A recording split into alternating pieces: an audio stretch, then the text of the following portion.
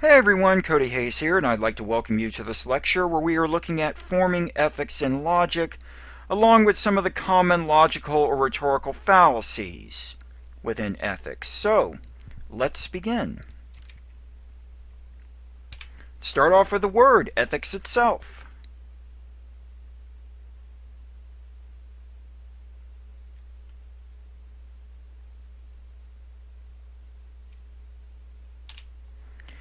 Well, ethics is the notion, what makes an action right? What makes an action wrong?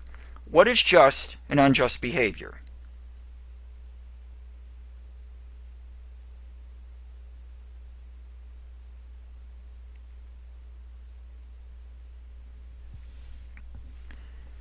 It's a pretty simple definition, but when you start asking questions, it becomes a lot more complex.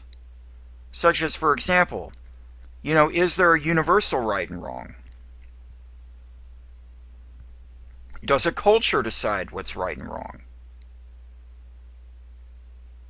Does an individual decide what is right and wrong? Does a divine or heavenly being such as God decide what is right and wrong? Or is there really no right and wrong?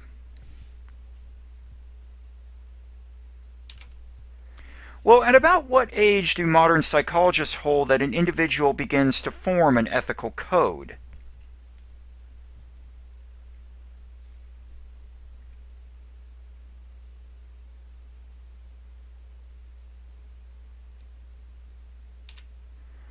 Well, modern psychologists hold that an individual begins to form a concept of right or wrong, a concept of ethics, at about the age of 7.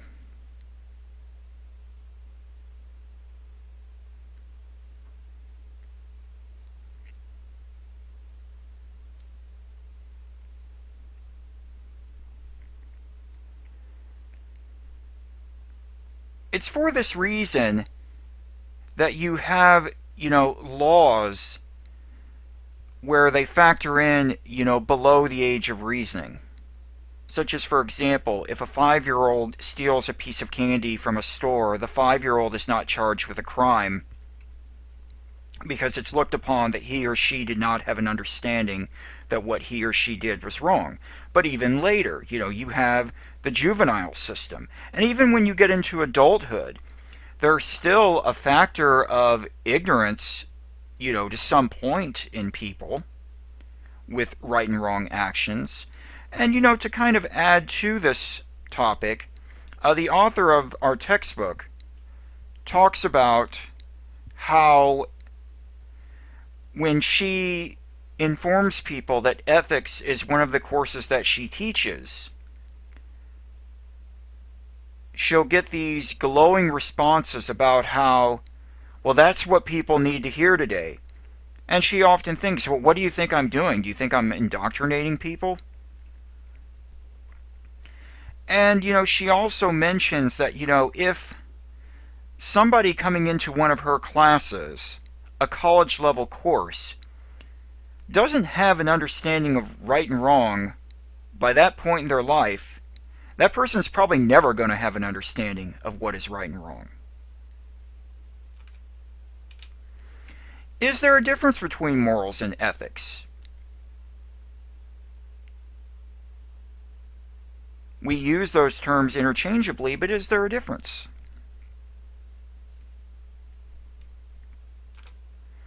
Well, while used interchangeably, as mentioned previously, morals usually refers to the rules that we follow, whereas ethics refers to the theories about those rules.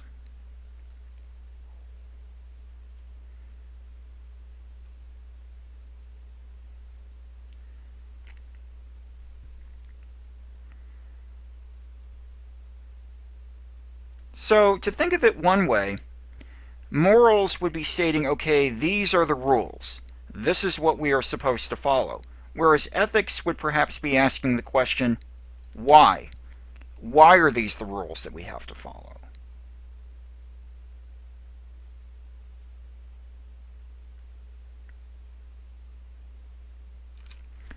Let's look a little bit here at logic An example or description of each particular term. Start here with deductive reasoning.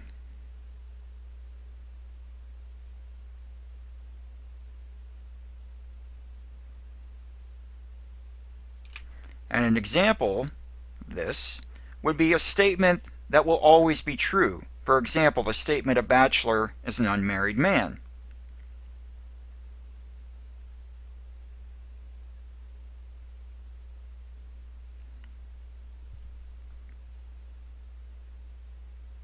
Let's counter that a little bit with inductive reasoning.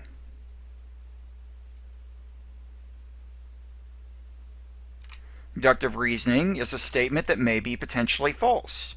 For example, a bachelor is happier than a married man. And let me have a quick sip of water here, and I'll kind of explain, how these two are used.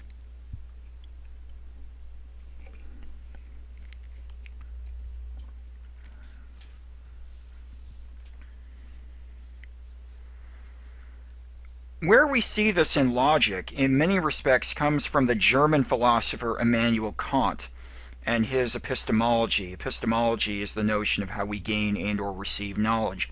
And Kant was, in many respects, bringing together the two philosophical fields of empiricism and rationalism together, where Kant makes the statement that while all knowledge comes from experience, it does not necessarily all arise out of experience.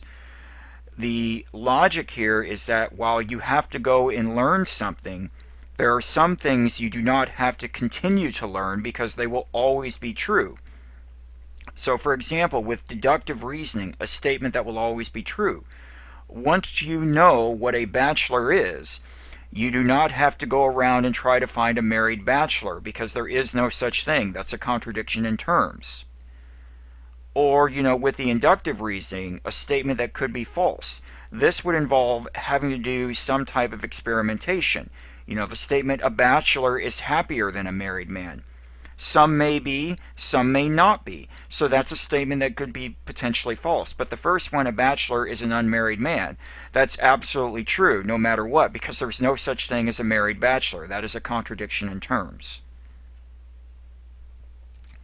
So, look a little bit at some fallacies here. Some fallacies in rhetoric, logical fallacies with an example or description of them.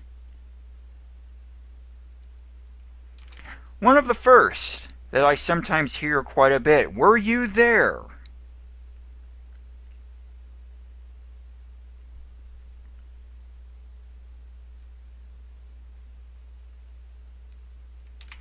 And here's an example of that particular fallacy. How do you know that the event took place? Were you there?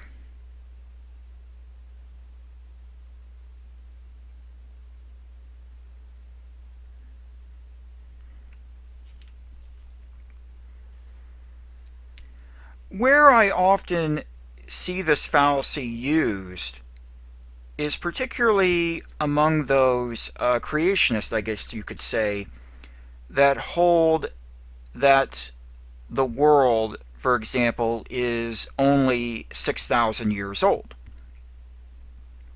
And when you point out that no, geologists hold that the world is in fact 4.5 billion years old, many of them respond back, well, how do you know it's 4.5 billion years old? Were you there?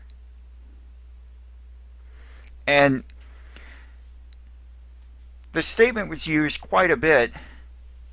I remember in the YouTube debate, I believe it was, that took place between Ken Ham and Bill Nye the Science Guy. Ken Ham is the founder of Answers in Genesis, a creationist organization, and he made that statement to Nye a number of times. And there was a video that I saw that kind of essentially poked fun at his statement, but showed very well, the fallacies behind this, where they made a video where somebody basically drove a car into Ken Ham's home and, the police come and there's the trail of blood and they're able to identify, who the blood belongs to, but they can't arrest said person because they weren't there to actually see him do it.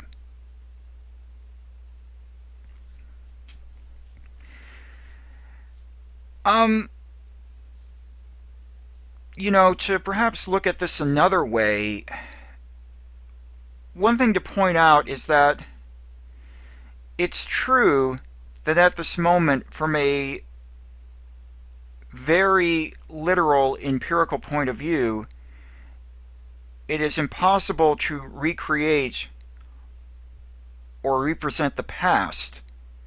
We can only reconstruct it.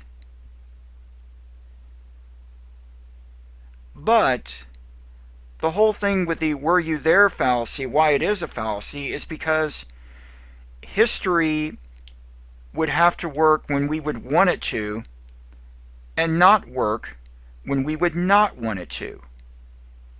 So, for example, if I was to state George Washington became the first president of the United States in April 1789, someone could just as easily respond back to me, how do you know that George Washington became the first president of the United States in April 1789? Were you there? Well, no, of course I wasn't there, but I can document it.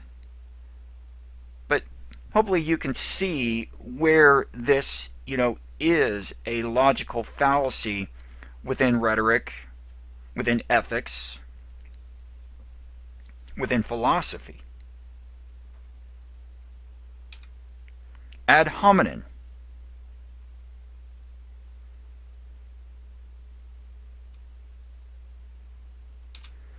What do you know? You're just a kid. An example of an ad hominem.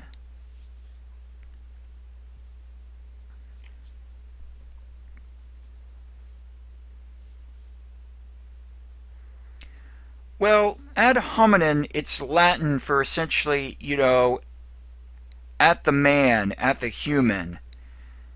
It's basically a character attack. That rather than attack somebody's argument, you attack something about his or her character. And the example that I give here, what do you know, you're just a kid, that comes from when I was first able to visit pubs. And I'd go in there and I would say something, and you would have the older crowd there that basically say, oh, shut up, kid, you don't know anything, etc., etc. But my dad could walk in and he could say the exact same thing that I did, and no one would say anything back. The reason why is because they couldn't use his age as an attack, whereas they could mine. But essentially, that is what an ad hominem attack is that you attack somebody's character rather than attack his or her argument. So, let's stop at this moment, and when we come back, we will look at some more, logical or rhetorical fallacies found within ethics. So, take care. I will symbolically see you then.